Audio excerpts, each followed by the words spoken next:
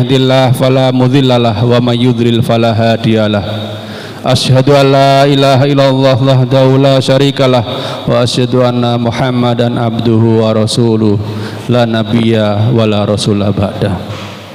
Bapak-bapak, ibu-ibu yang dirahmati Allah, alhamdulillah kita pada malam hari ini bisa bertemu lagi menuntut ilmu hadis bersama Ustadz Hambal.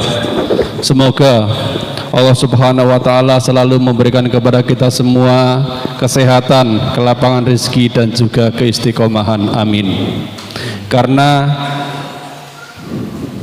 yang kita lakukan pada malam hari ini semoga sebagai bentuk pertanggungjawaban kita di hadapan Allah Subhanahu wa Ta'ala sebagai rasa syukur atas nikmat yang diberikan kepada kita semua.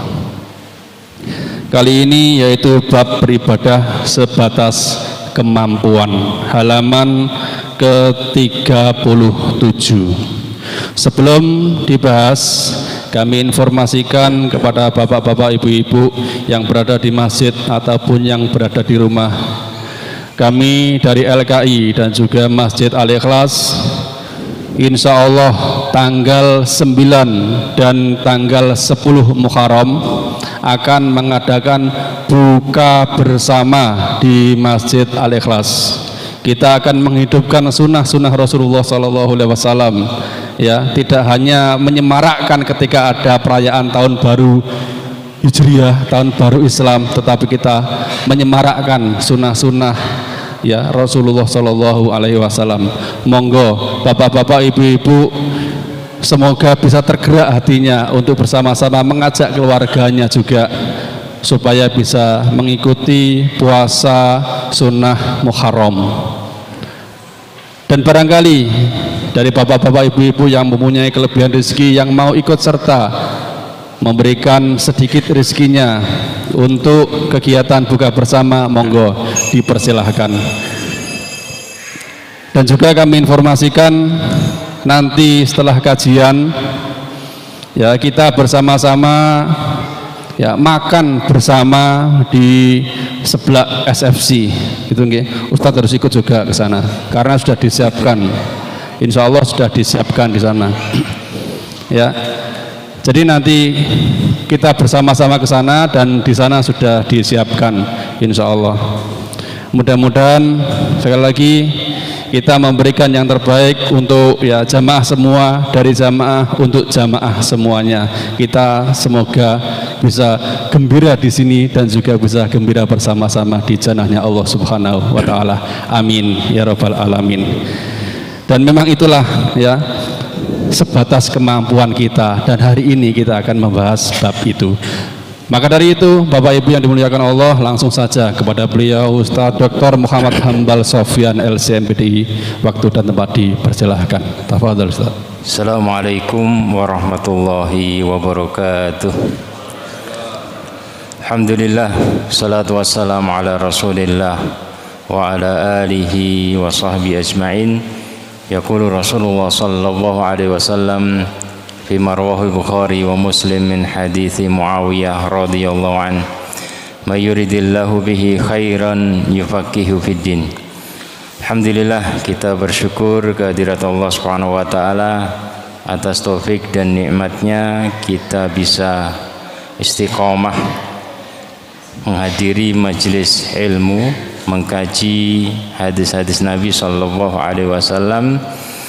Dan dalam pembahasan hadis-hadis ini kita dikenalkan, ya, lebih dekat dengan profil orang-orang yang terbaik, orang-orang yang jelas akhiratnya, ya, yaitu tentang profil Rasulullah Sallallahu Alaihi Wasallam dan profil para sahabat, ya. Karena kita tidak akan bisa mengidolakan para sahabat kalau kita tidak mengenal mereka.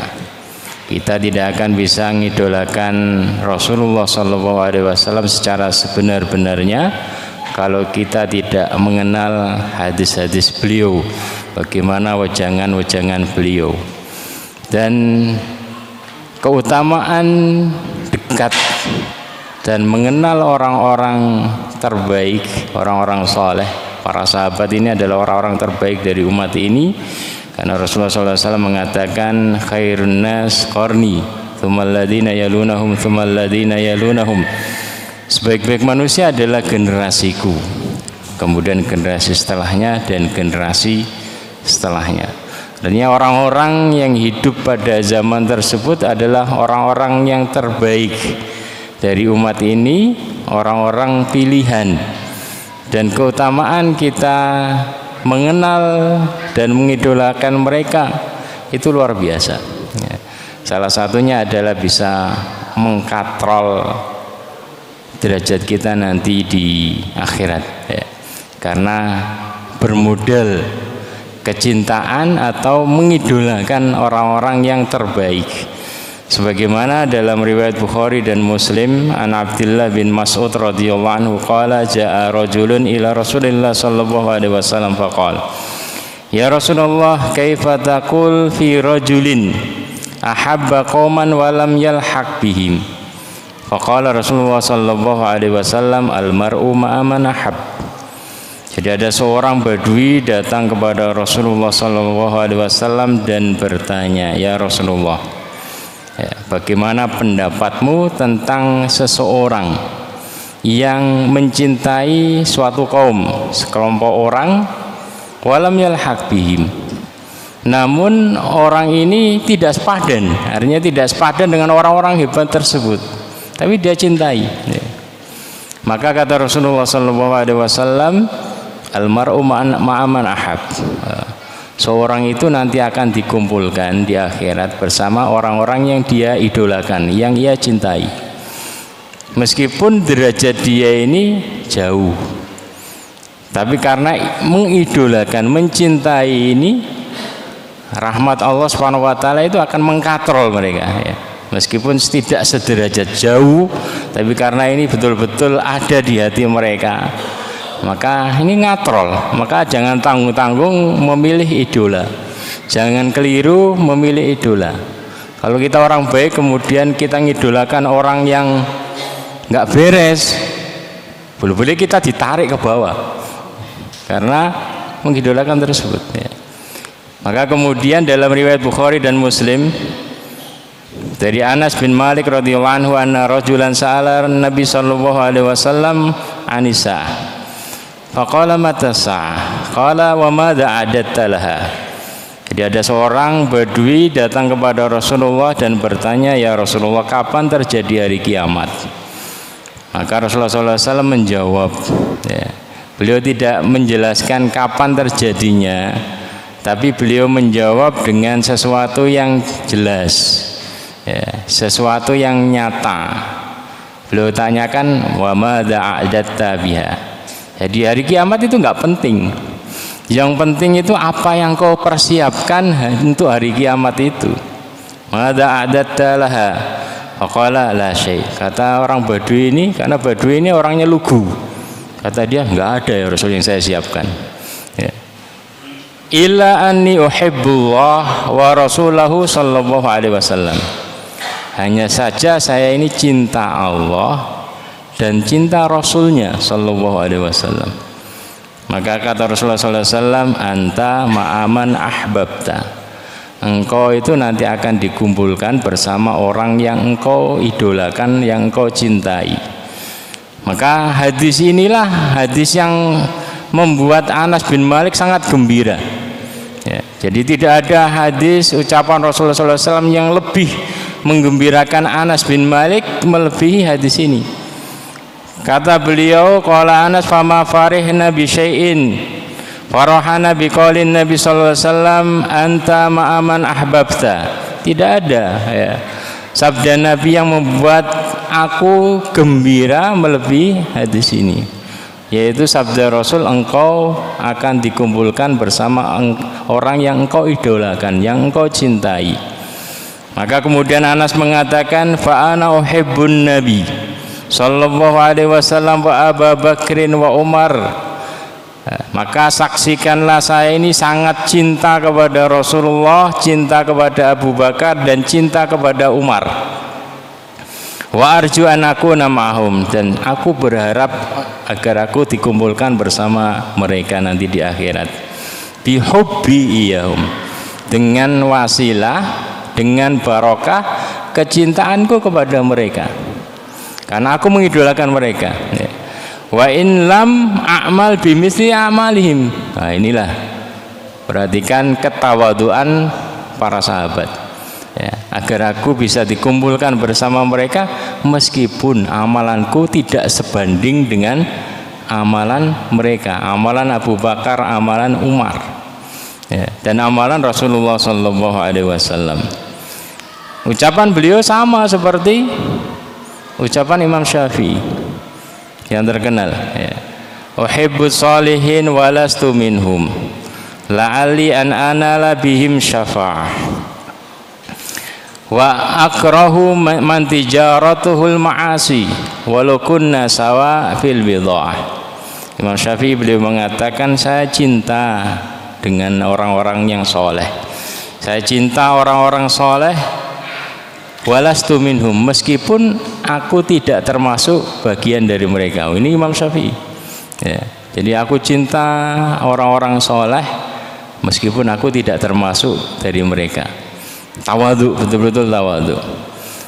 La'ali an anala bihim syafa'ah, ya, semoga aku mendapatkan syafaat mereka karena kecintaanku ini kepada mereka, karena aku mengidolakan mereka. Wa akrahu man tijaratuhul ma'asi, dan aku benci orang-orang yang barang dagangannya adalah kemaksiatan. Aku benci orang-orang yang berbuat maksiat meskipun walau kunna sawa fil bidha'ah, meskipun kita sama dalam barang dagangan. Artinya meskipun saya juga ahlul maksiat.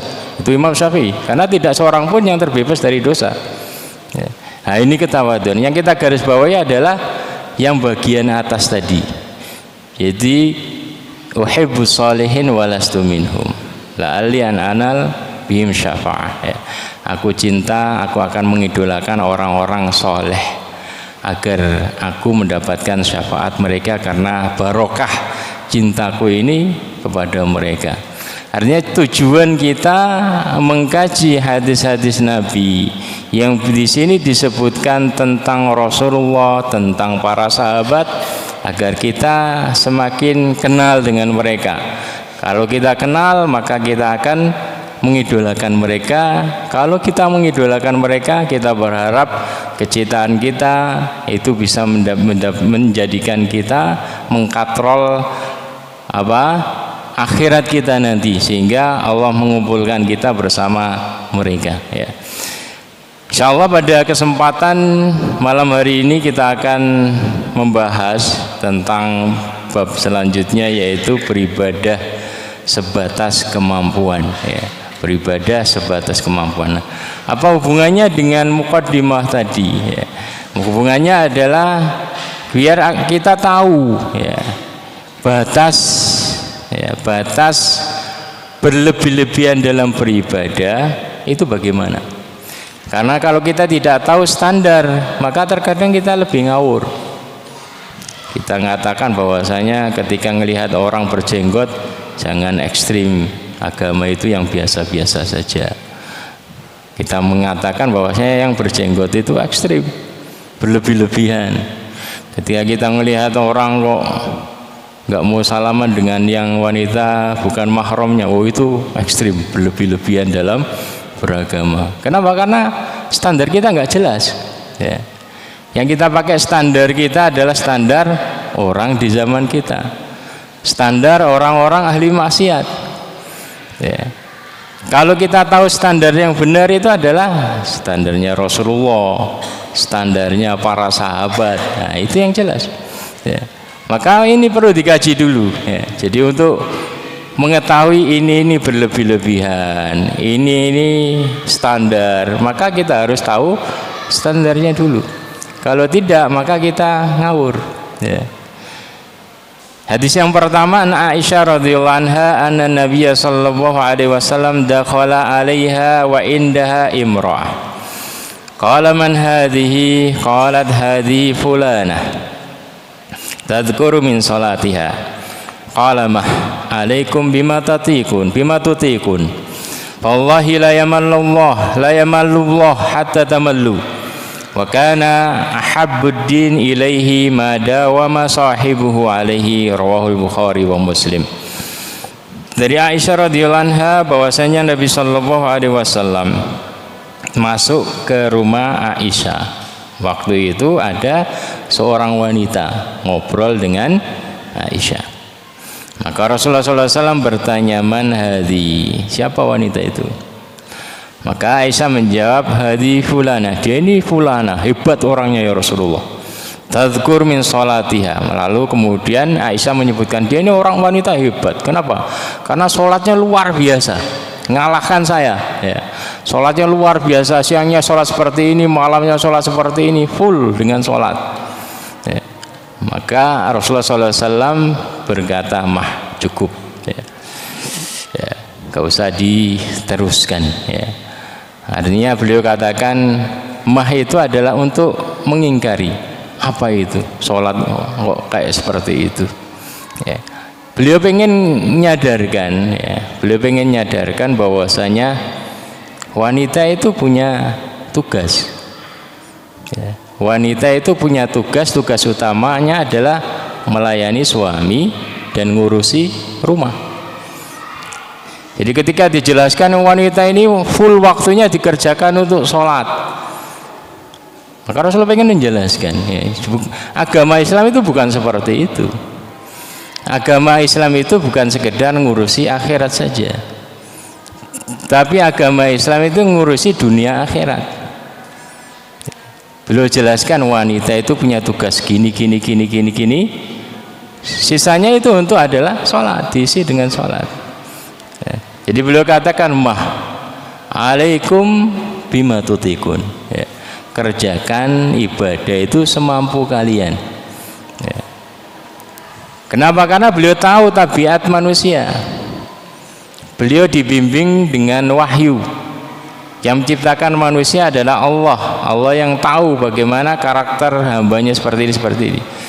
Karena orang kalau mengerjakan sesuatu di luar batas kemampuannya, itu hanya sesaat ya. Kita bisa sholat mungkin full sehari 2 hari mungkin bisa, tapi untuk berkelanjutan itu kemudian ini enggak. Kita bisa seperti dalam Ramadan, kita bisa baca Quran langsung full, seharian full, tapi apakah setelah itu bisa berkelanjutan? Kan enggak ya.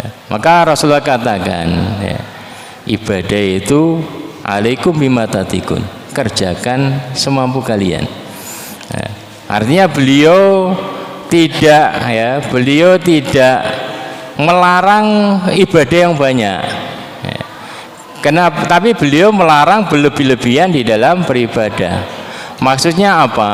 Antara satu orang dan yang lainnya itu tingkat dikatakan berlebih-lebihan itu berbeda. Antara orang baru belajar dengan orang yang sudah lama menekuni sebuah ibadah ya, itu berbeda.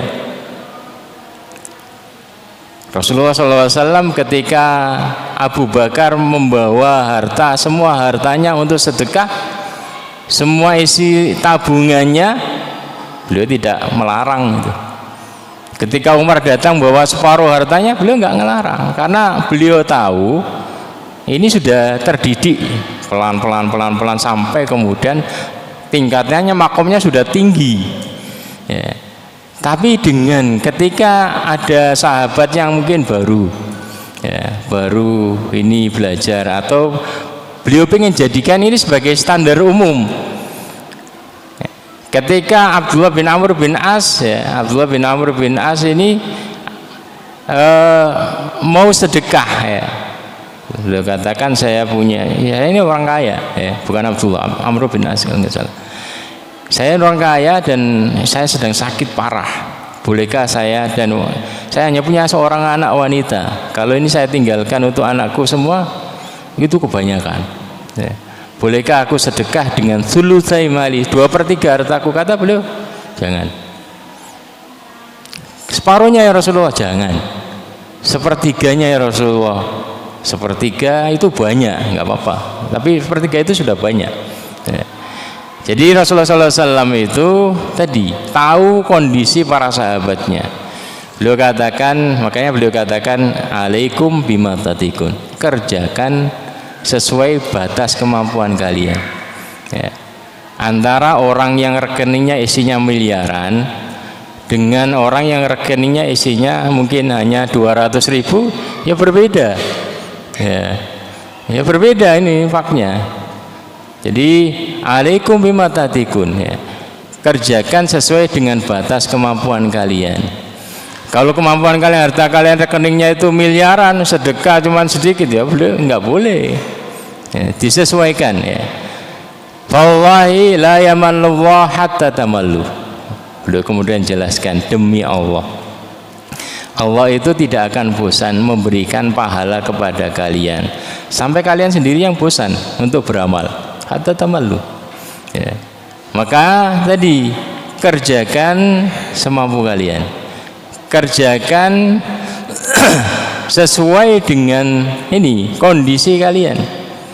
Artinya beliau pengen ngajarkan kepada kita bahwa hendaklah kita ini pintar-pintar memanage diri kita, pintar-pintar merayu diri kita.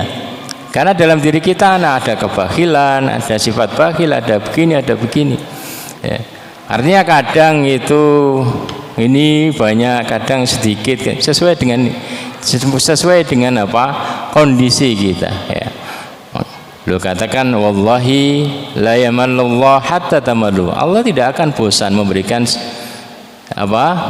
pahala kepada kalian sampai kalian sendiri yang bosan beramal. Ya. Wa kana habbuddin ilaihi madawama sahibuhu alaihi. Cara beragama yang paling dicintai oleh Allah Subhanahu wa taala adalah madawama sahibuhu alaihi. Sesuatu yang pelakunya ini bisa continue meskipun sedikit. Ya. Jadi sebaik-baik amalannya adalah atwamuhu wa inqal. Ya. Yang continue meskipun sedikit. Maka ketika Aisyah ditanya tentang amalan Nabi sallallahu alaihi wasallam, Aisyah mengatakan kana amaluhu dimah. Cara ibadah Rasulullah sallallahu alaihi wasallam, amalan Rasulullah sallallahu alaihi wasallam adalah dimah, continue. Bukan seperti tabiat pantura, semangat kemudian hilang. Kemudian semangat lagi. Jadi Rasulullah continue ya. Jadi hadis ini menjelaskan kepada kita bahwasanya Islam itu adalah agama yang sejalan dengan fitrah. Ya. Islam itu adalah agama yang sejalan dengan fitrah. Fitrah kita ini sebagai manusia makhluk yang berpasangan, punya tabiat pasangan, gembira, sedih, ya, ketawa, nangis. Ya. Jadi dalam menjalani hidup itu Islam seperti itu, ya. Membuka pintu gembira. Islam tidak memerintahkan kepada kita untuk full serius ngurusi akhirat kita. Karena Rasulullah katakan la ruhbaniyata fil Islam. Enggak ada kerahiban dalam Islam. Rahib itu adalah full ngurusi agama, tidak ngurusi dunia. Ya, enggak ada syariat kerahiban dalam Islam. Kenapa? Karena tugas kita ini selain ibadah juga menjadi khalifah, ngurusi dunia. Ya, ngurusi dunia. Jadi agama Islam itu agama yang sejalan dengan fitrah. Ada saat harus jalan-jalan dengan istri, ada saat harus menangis ibadah, kemudian macam-macam ini, selang-seling. Hidup itu selang-seling.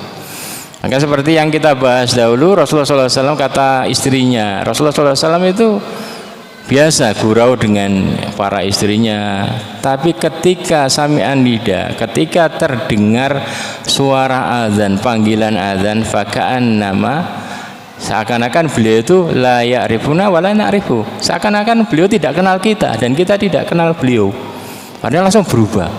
Ya. Jadi ada saat-saat gembira, ada saat-saat kita harus bersedih memikirkan dosa kita. Ya. Selalu bersedih memikirkan dosa itu kurang bagus, karena kita melupakan rahmat Allah. Selalu gembira dengan rahmat Allah, tidak pernah bersedih atas dosa kita juga keliru. Jadi hidup itu adalah selang-seling. Selang-seling kita menyeimbangkan antara khauf dan roja, antara mengharap rahmat Allah Subhanahu wa taala dan takut azabnya Allah Subhanahu wa taala.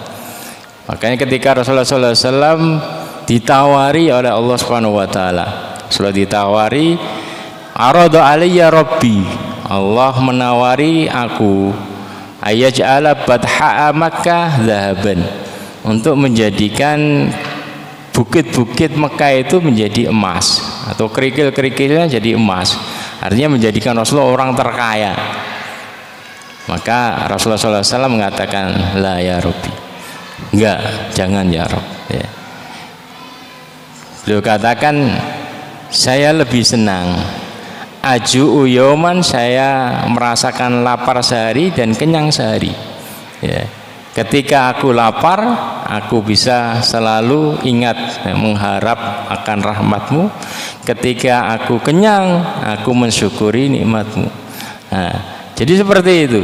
Jadi ketika Rasulullah SAW diceritakan oleh Aisyah tentang seorang wanita yang tadi mengisi waktunya hanya full untuk ibadah, kata Rasulullah, apa itu? Ya. Karena apa? Karena Rasulullah SAW tahu mengingatkan bahwasanya tugas seorang wanita, tanggung jawab seorang istri itu bukan hanya ibadah, tapi tanggung jawab dia ini adalah melayani suami. Melayani suami, ngurusi rumah, ya. Setelah itu boleh dia isi dengan sholat macam-macam. Itu yang terbaik. Ya. Jadi agama Islam itu adalah agama yang sejalan dengan fitrah. Ya, sejalan dengan fitrah, agama yang rahmatan lil alamin. Makanya dalam Al-Quran dijelaskan, wabtagi fima ataqallah darul akhirah, wala tansa nasibaka minad dunya wa ahsin kama ahsanallahu ilaik, wala tabghil fasada fil ardi innallaha la yuhibbul mufsidin. Al-Qasas ayat 77. Wabtagi, ya, bagho itu adalah bagho itu adalah mencari, ditambahi ta, itu adalah bersungguh-sungguh untuk memburu. Wabtagi fima ataqallah darul akhirah, burulah akhirat, ya, dengan apa yang Allah rezekikan kepadamu. Cuman Allah ingatkan, wala tansa nasibaka minad dunya, jangan lupa, tapi jangan lupa untuk menikmati duniamu, ya, jangan lupa untuk bergembira dengan duniamu. Wa ahsin kama ahsanallah ilaik, berbuat baiklah, ya, wa ahsin, berbuat baiklah sebagaimana Allah berbuat baik kepadamu. Artinya tirulah sifat-sifat Allah. Artinya Allah Subhanahu wa taala mengenalkan kepada kita tentang tauhid rububiyahnya. Allah itu begini, Allah begini, Allah begini, Allah begini. Ya, tirulah seperti itu. Artinya tebarlah kebaikan dengan rezeki yang Allah berikan kepadamu. Orang kalau menebar kebaikan itu adalah gembira, pasti gembira. Ya. Jadi dalam ayat ini Allah gabungkan dua hal tersebut. Yang pertama adalah ibtagi, artinya burulah akhiratmu, ya, burulah akhiratmu, takutlah dengan api neraka, burulah akhiratmu, kan seperti itu. Tapi Allah ingatkan, wala tansa nasibaka minad dunya, jangan lupa tanggung jawabmu tentang urusan dunia, jangan lupa engkau juga nikmati, ya, karena Islam itu adalah agama yang sejalan dengan fitrah. Ya. Tubuh kita perlu ketawa, tubuh kita perlu senyum, tubuh kita perlu jalan-jalan, tubuh kita perlu begini dan begitu. Nah, itu juga tunaikan. Ya.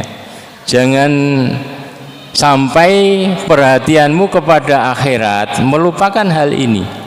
Ya, jadi itulah yang dinamakan agama sejalan dengan fitrah.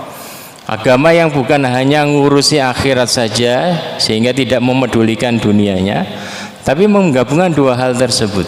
Bagaimana kita ya tadi seperti gitu. Kita mungkin hari-hari kerja jangan lupa ngaji ya. Tapi ayat ini sebaliknya. Akhirat itu betul-betul diburu tapi jangan lupa ini ya. Jadi menyeimbangkan lah paling tidak tadi. Kalau kita tidak bisa lebih banyak kepada full akhiratnya, paling tidak menyeimbangkan. Yang idealnya kan wal akhiratu khairul laka minal ula. Takaran akhirat kita untuk akhirat kita itu lebih banyak daripada dunia kita. Artinya rekening akhirat kita itu jumlahnya harus lebih banyak daripada jumlah rekening uang yang ada di rekening dunia kita. Itu idealnya. Kalau tidak bisa ideal seperti itu, ya paling tidak ya, separuh ya, imbang paling tidak imbang daripada tadi hanya full untuk ngurusi dunia atau full ngurusi akhirat juga tidak dibenarkan, karena tugas utama manusia itu dua, ibadah, wa ma khalaqtul jinna wal insa illa liya'budun. Yang kedua adalah menjadi khalifah. Ini jailuka aku menjadikan kamu khalifah fil ard, menjadikan khalifah manusia itu sebagai khalifah di atas muka bumi, ngurusi. Artinya mencontohkan, mempraktekkan aturan-aturan Allah, aturan-aturan Islam ini dalam konteks dunia kita. Bagaimana menjadi keluarga yang islami, bagaimana menjadi suami yang islami, bagaimana menjadi pedagang yang islami, bagaimana menjadi pemimpin penguasa yang islami. Itu maksudnya adalah khalifah. Jadi ada beberapa hal pelajaran yang bisa kita ambil dari hadis ini. Yang pertama bahwasanya beribadah secara berlebihan tidak dianjurkan karena dikhawatirkan akan menyebabkan kejenuhan. Jadi beribadah secara berlebihan, bukan beribadah yang banyak loh ya. Beribadah secara berlebihan. Kalau berlebihan ini takaran antara satu orang dengan yang lainnya berbeda ya.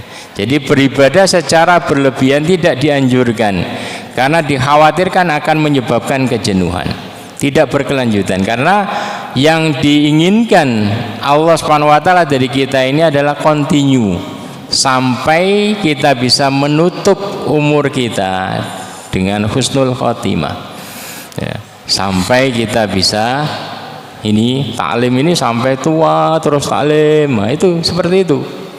Bukan yang penting dulu saya pernah nyantri ya, jangan, itu nggak bagus ya. Saya dulu masya Allah hafal kitab, masya Allah saya begini dulu.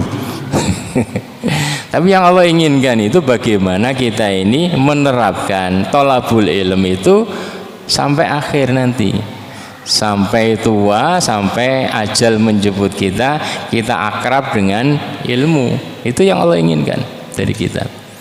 Demikian juga dengan amalan-amalan yang lain. Amalan umroh, saya dulu pernah umroh, enggak, itu kurang bagus. Tapi yang bagus itu adalah bagaimana amalan bisa continue umrah ini terus, mungkin berapa tahun sekali, terus sampai tua bisa seperti itu. Korban juga seperti itu ya, jangan dulu pernah korban ya, tapi bagaimana terus bisa, nggak bisa setiap tahun ya 2 tahun sekali ya. Tapi diusahakan tiap tahun bisa kan gitu ya, sampai ajal menjemput bisa seperti itu. Itulah yang namanya istiqomah, continue ya.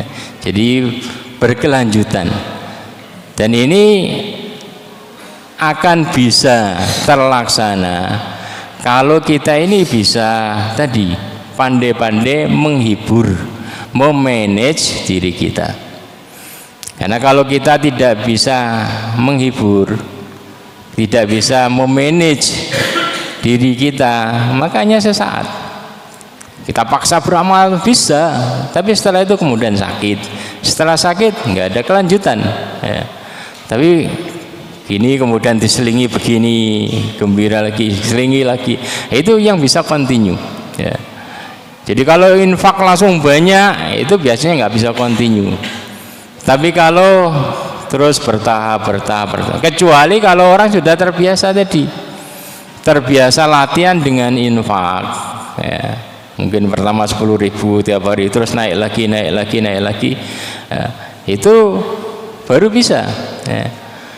Jadi seperti Utsman bin Affan, jadi beliau bisa tiap malam mengkhatamkan Al-Quran witir dalam satu rakaat witir. Rasulullah tidak melarang, karena beliau tahu kondisi Utsman dari awal betul-betul mendidik dirinya seperti itu. Abu Bakar, Umar dan yang lainnya kan seperti itu. Rasulullah tidak melarang, mereka infak banyak karena tahu mereka ini sudah terbiasa, ya. Tapi bagi yang baru awal-awal, ya, beliau ajarkan untuk perlahan, ya, sehingga bisa continue.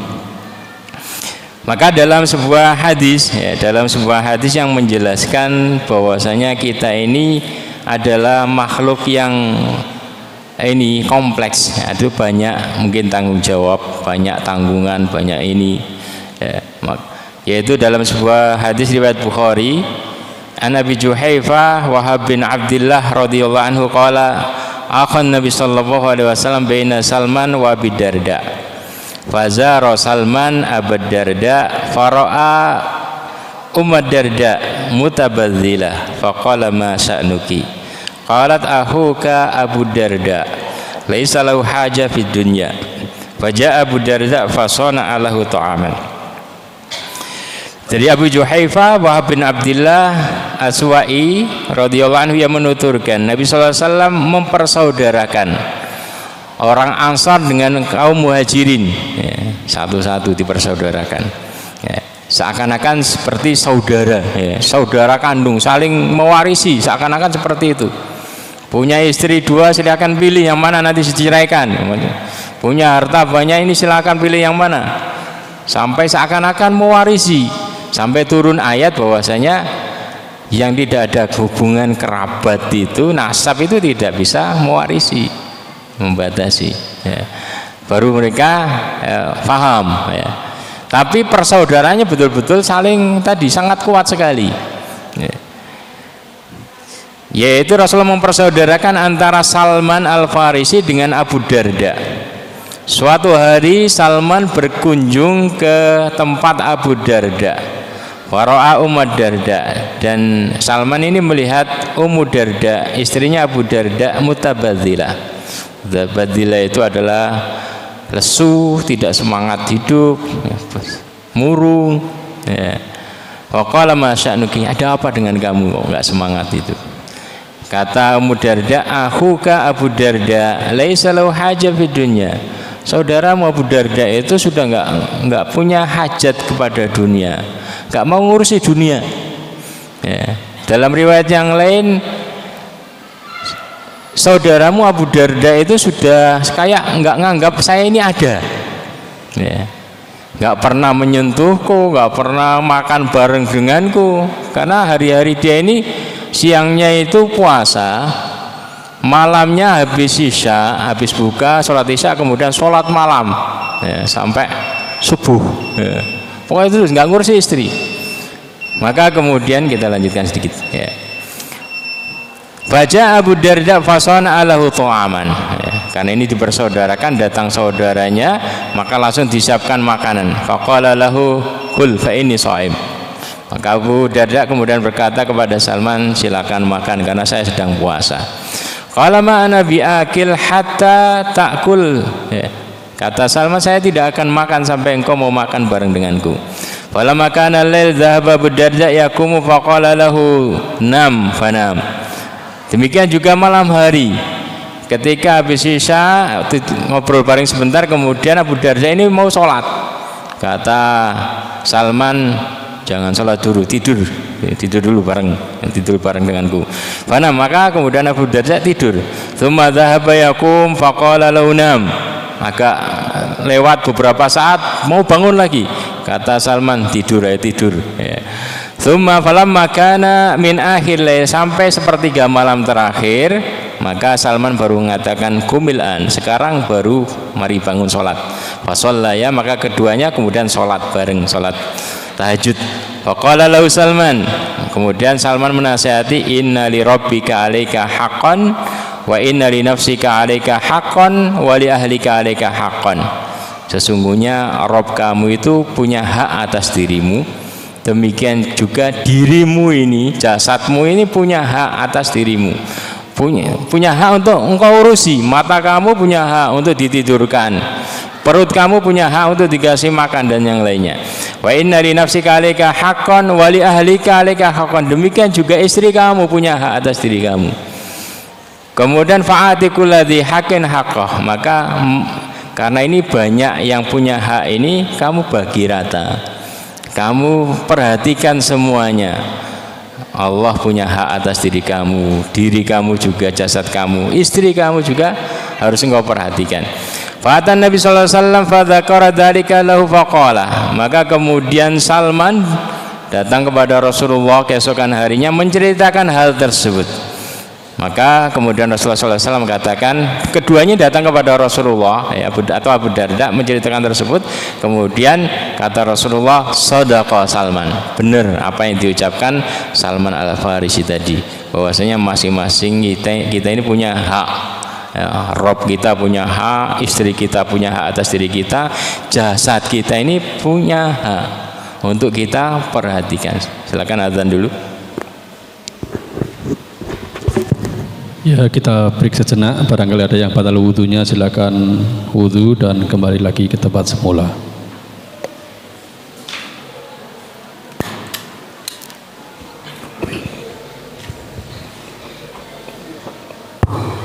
Bismillah. Allahu Akbar, Allahu Akbar, Allahu Akbar, Allahu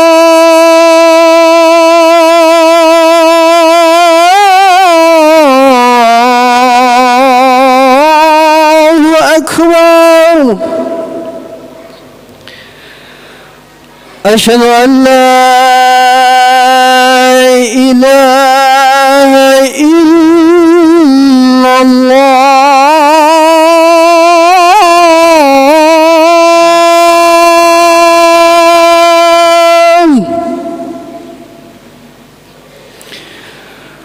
Asyhadu an la ilaha illallah.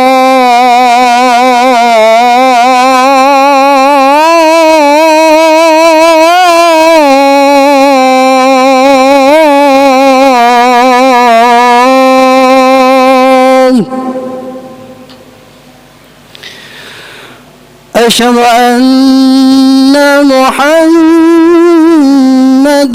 رسول الله.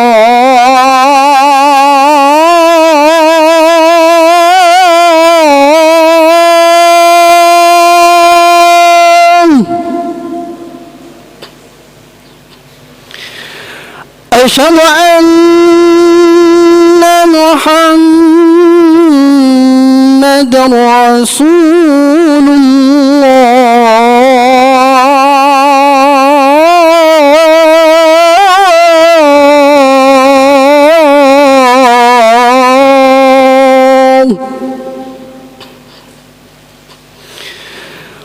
حي على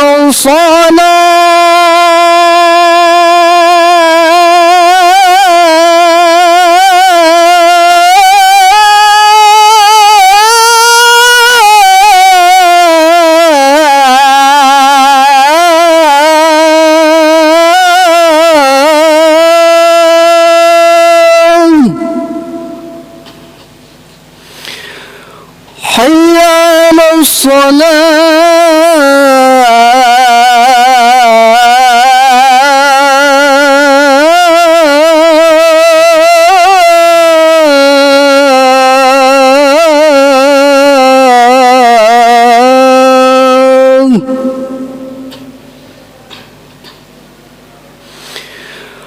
حي على الفلاح.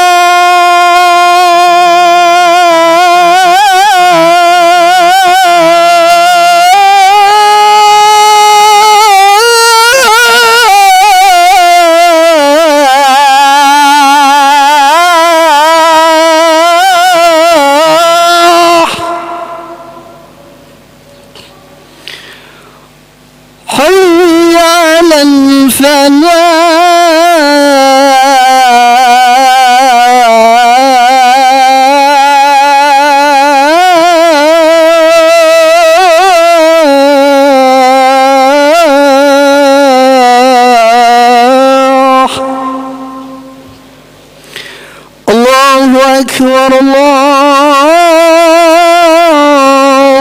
أكبر لا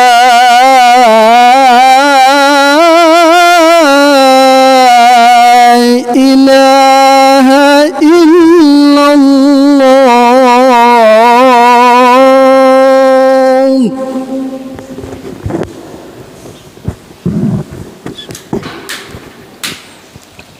Ya, kita lanjutkan sebentar.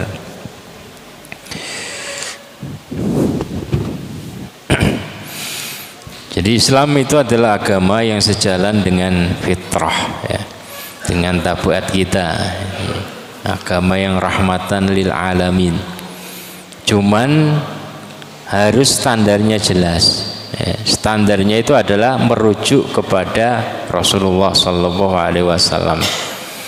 Ya, jadi Islam itu adalah Islam yang bagus itu adalah Islam yang biasa-biasa saja.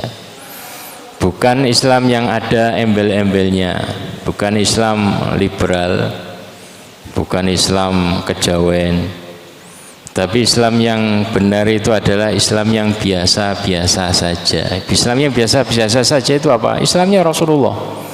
Islam yang jelas dalilnya. Oh, bagaimana Rasulullah berbuat, itu Islam. Kan gitu.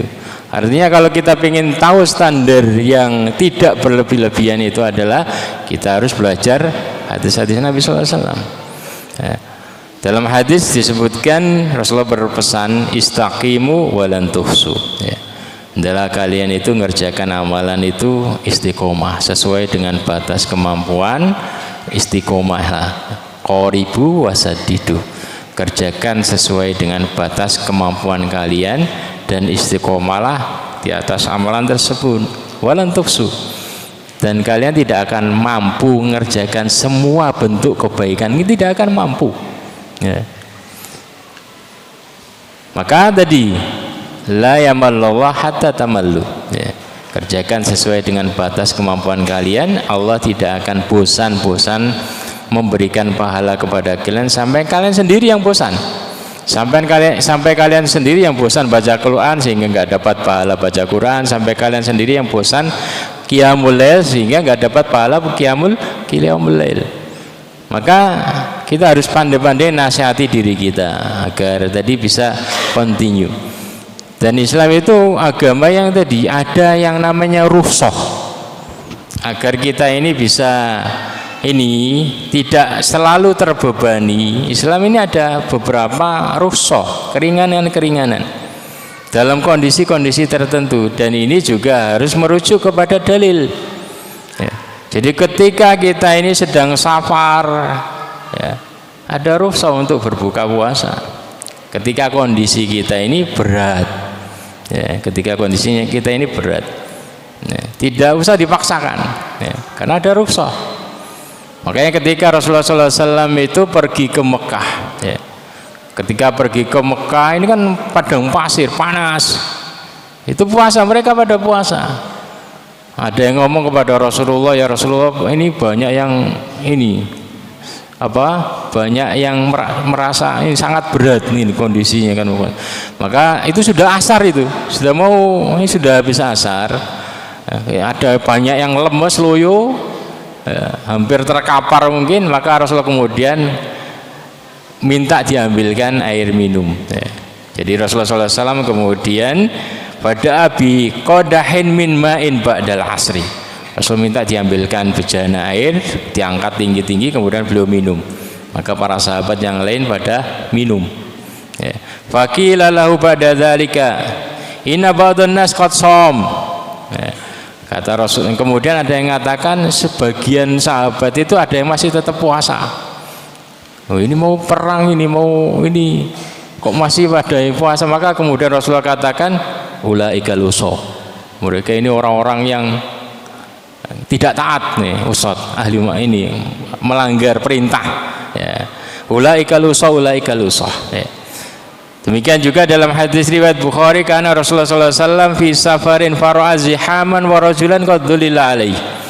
Rasulullah SAW ketika safar itu melihat ada orang itu, ada kumpulan orang ini ngerubuti satu orang ya. Wa rajulan qad dzulila alaihi faqala ma hadza qalu shaim. Ya. Ada orang seorang sahabat yang loyo. Dalam perjalanan ini loyo sampai kemudian nggak kuat jalan karena apa?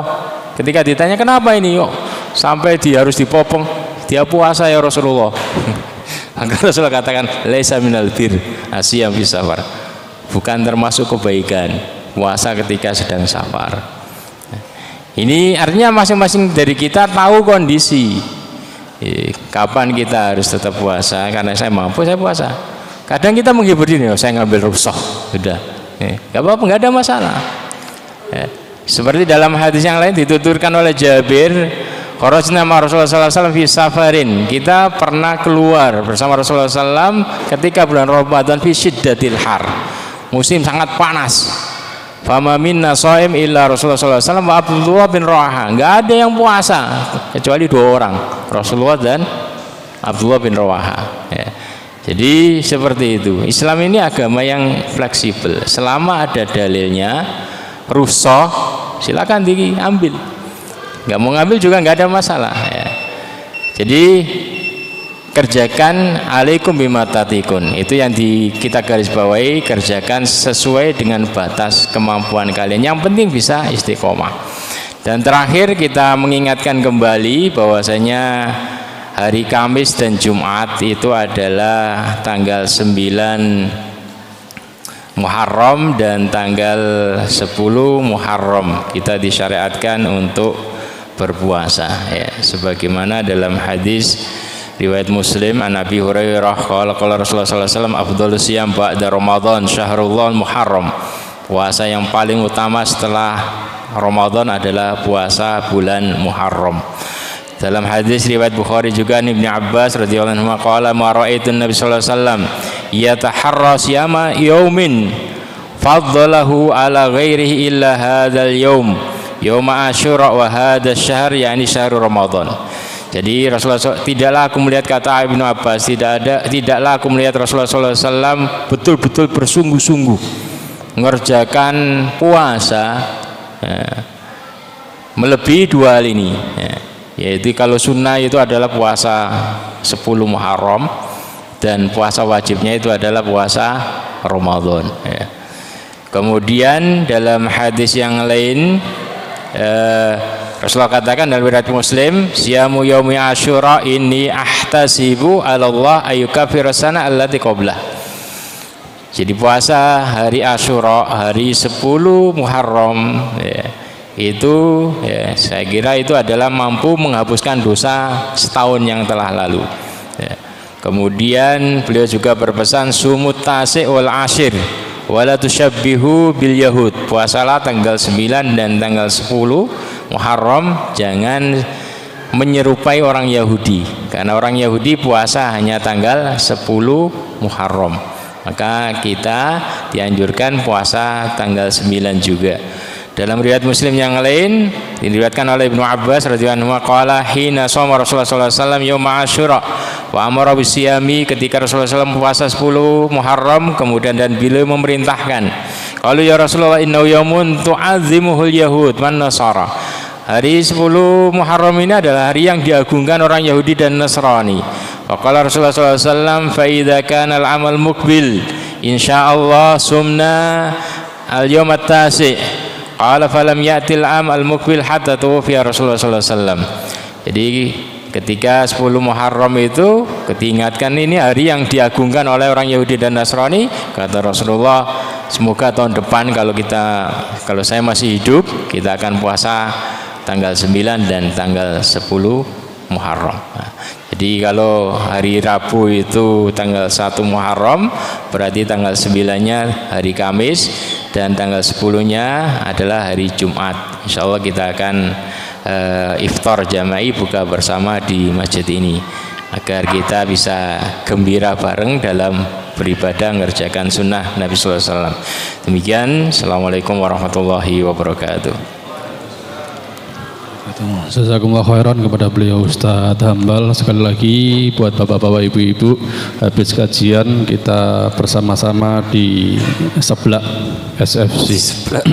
Selanjutnya yaitu sesi tanya jawab. Oh iya, belum sesi tanya jawab sudah segini.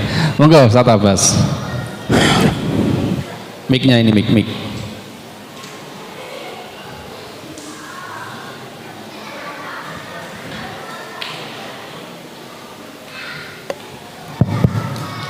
Bismillah. Assalamualaikum warahmatullahi wabarakatuh. Assalamualaikum warahmatullahi wabarakatuh. Sehebat apapun seorang perempuan, baik sedekahnya, amalannya, atau mungkin ibadahnya tadi seperti dikatakan dalam hadis, sholatnya, tapi tatkala dia tidak taat kepada suami, berarti ini mubadzir. Karena sebaik-baik seorang perempuan adalah taat kepada suami. Yang saya tanyakan, kita kepingin jelaskan ya mungkin sedikit tidak apa-apa, secara itu tidak apa-apa. Hak seorang suami dan hak seorang istri, mungkin di antara kita masih banyak yang belum paham. Silakan Ustadz, tolong dijelaskan. Sekian. Assalamualaikum warahmatullahi wabarakatuh. Assalamualaikum warahmatullahi wabarakatuh. Ini harusnya Ustadz Fatah ini. Monggo. Iya. Jadi dalam berkeluarga, kalau masing-masing mengetahui hak dan kewajiban, maka ini akan menjadi keluarga yang harmonis. Yang menjadi masalah adalah ketika tidak tahu hak dan kewajibannya. Ketika seorang suami hanya menuntut hak, tidak mengerjakan kewajiban, nah itu yang jadi masalah. Atau sebaliknya, seorang istri hanya nuntut hak, tidak mengerjakan kewajibannya. Ya. Kewajiban seorang suami itu adalah menafkahi, kemudian macam-macam, ya. Nanti panjang itu, ya.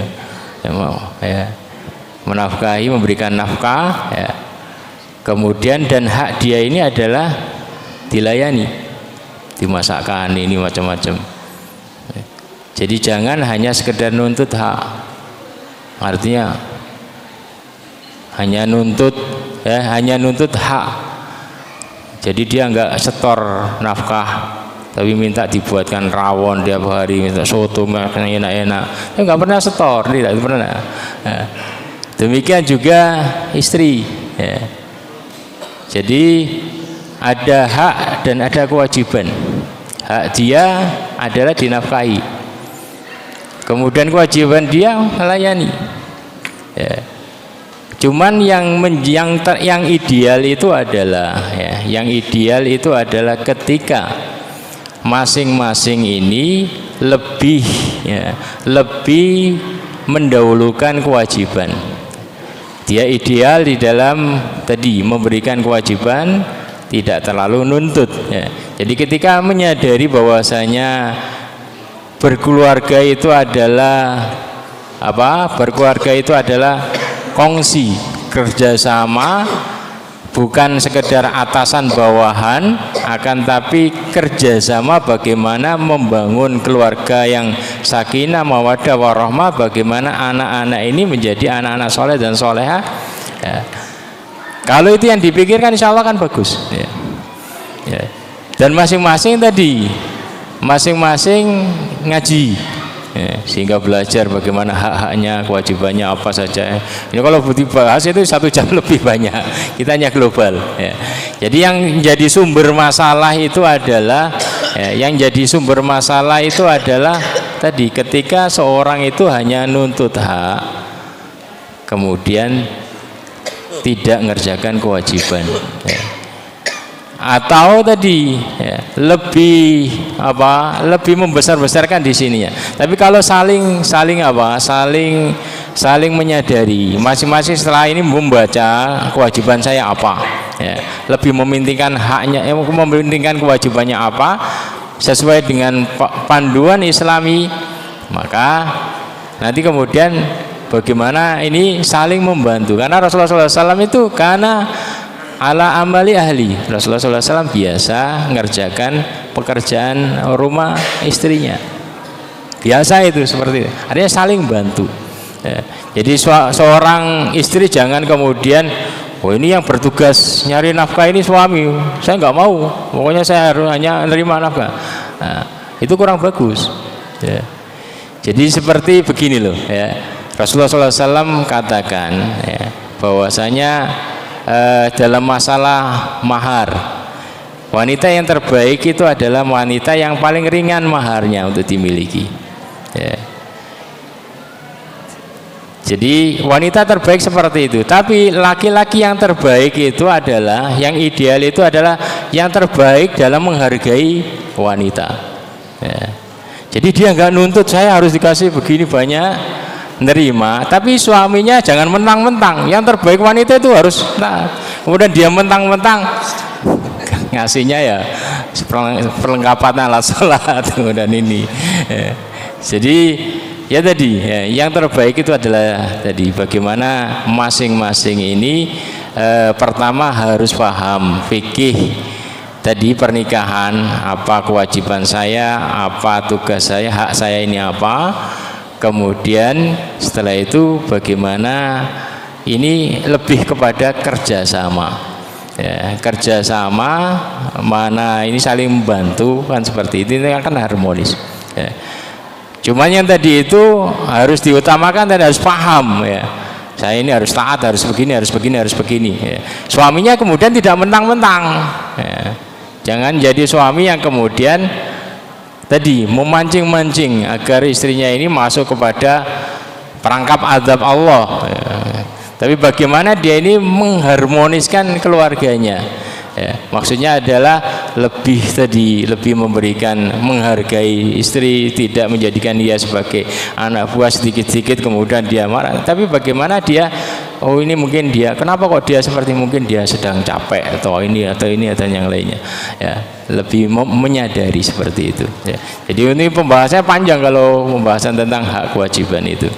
Jadi Rasulullah katakan, praktis beliau katakan, sebaik-baik wanita itu adalah yang apabila engkau melihatnya dia itu membahagiakan, menggembirakan kamu. Artinya apa? Wanita yang terbaik itu adalah wanita yang penghibur suaminya. Yang hiburan yang paling murah itu adalah ya, senyum ya. Jadi wanita yang suka senyum, ketika suami panik langsung dihibur kata-kata yang baik, itu yang menenteramkan.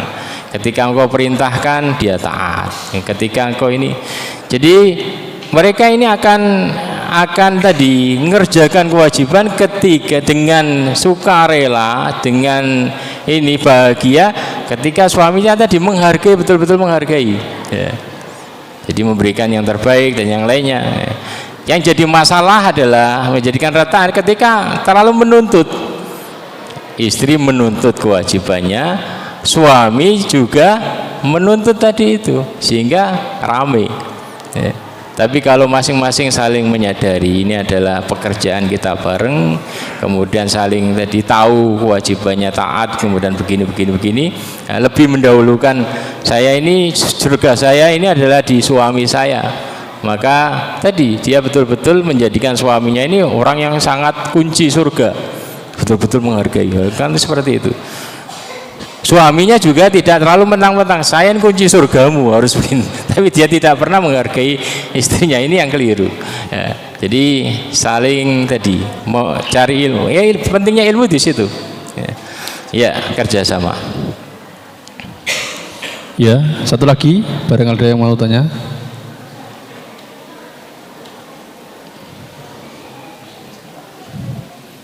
Cukup ya, alhamdulillah. Ada apa? Tanya. Oh tanya, saya kira cukup. Monggo. Bismillah, assalamualaikum warahmatullahi wabarakatuh. Assalamualaikum warahmatullahi wabarakatuh. Pertanyaannya sepele Ustaz. Amalan yang dicintai oleh Allah itu adalah amalan yang kontinu. Sedikit kontinu itu bagus, tapi lebih bagus lagi banyak kontinu. Ini Ustaz, Ini berkenaan dengan infak dengan nominal yang sama. Infak tiap hari dengan nominal yang sama loh Ustaz, dengan 1 minggu sekali. Nah, itu lebih afdol yang mana Ustaz? Terima kasih. Iya. Jadi yang lebih afdol, kalau ditanyai lebih afdol ya, adalah ada infak harian dan ada infak mingguan. Itu afdolnya begitu ya. Ada infak harian, saya kontinukan ini, nanti pekanan ada, nanti bulanan ada tahunan ada ya. Karena kalau nggak gitu nanti hitung-hitungan dengan Allah. Saya yang penting sama kan. Tapi bagaimana harian ini kita bisa kontinukan, mungkin tiap subuh berapa ya. Nanti ya. Kenapa? Karena nanti dapat barokah. Kalau tiap subuh kan ada dapat barokah doa malaikat ya. Mau 10.000, mau 1.000, 2.000 kan dapat barokah doanya, itu yang kita harap. Nanti bulan pekanan Jumat waktu barokah ini tetap ada. Nanti bulanan ikut donatur apa itu tetap ada. Nanti tahunan juga seperti itu, Ramadan atau korban. Nanti mungkin 5 tahun sekali umroh, nah, itu kan seperti itu.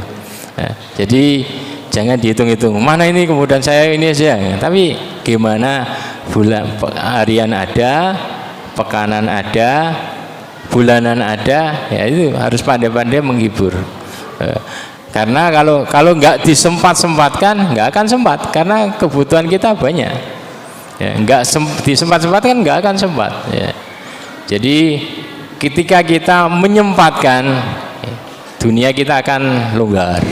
Seperti begini loh, ketika kita menyempatkan sholat di awal waktu ya, seakan-akan habis sholat itu plong, dunia sangat enak. Tapi ketika kita nunda-nunda, akan berbagai macam kesibukan datang ya. Sampai kemudian sholatnya tinggal 5 menit, 5 menit sudah mau habis baru ya. Tapi kalau kita sempatkan di ini, dunia kita longgar sekali, waktu kita panjang ternyata. Tapi kalau ini tidak kita sempatkan, sempit waktu, nggak ada waktu ini, ya, kan seperti itu. Pernah coba seperti itu? Ya, iya, gitulah. Barokah itu namanya barokah. Ya. Ya, jazakumullah khairan. Demikian tadi yang disampaikan beliau Ustaz Dr. Muhammad Hambal Sofyan LC MPDI. Semoga bermanfaat bagi kita semua dan semoga kita semua bisa mengamalkannya. Sekali lagi sebelum kami tutup, kami memberikan informasi bahwa hari Kamis Jumat yang bertepatan dengan tanggal 9 Muharram dan 10 Muharram, Masjid Al-Ikhlas ada buka bersama. Bagi Anda semua yang mempunyai kelebihan rezeki bisa juga ikut serta dalam memberikan buka bersama di Masjid Al-Ikhlas. Bagi Anda yang tidak mempunyai kelebihan rezeki, Anda bisa ikut puasa bersama dan ikut di sini buka bersama, karena itu pahalanya sangat luar biasa. Dan bagi yang memberikan rezeki untuk buka bersama, pahala Anda double, karena setiap orang yang memberikan buka puasa kepada orang yang berpuasa, maka orang itu akan mendapatkan juga pahala orang yang berpuasa tanpa mengurangi pahala dari orang yang berpuasa tersebut. Demikian dari saya, mohon maaf kalau ada kesalahan. Kita tutup dengan bacaan alhamdulillah dan doa kafaratul majlis. Alhamdulillahirabbil alamin. Subhanaka Allahumma wa bihamdika asyhadu an la ilaha illa anta astaghfiruka wa atubu ilaik. Wassalamualaikum warahmatullahi wabarakatuh.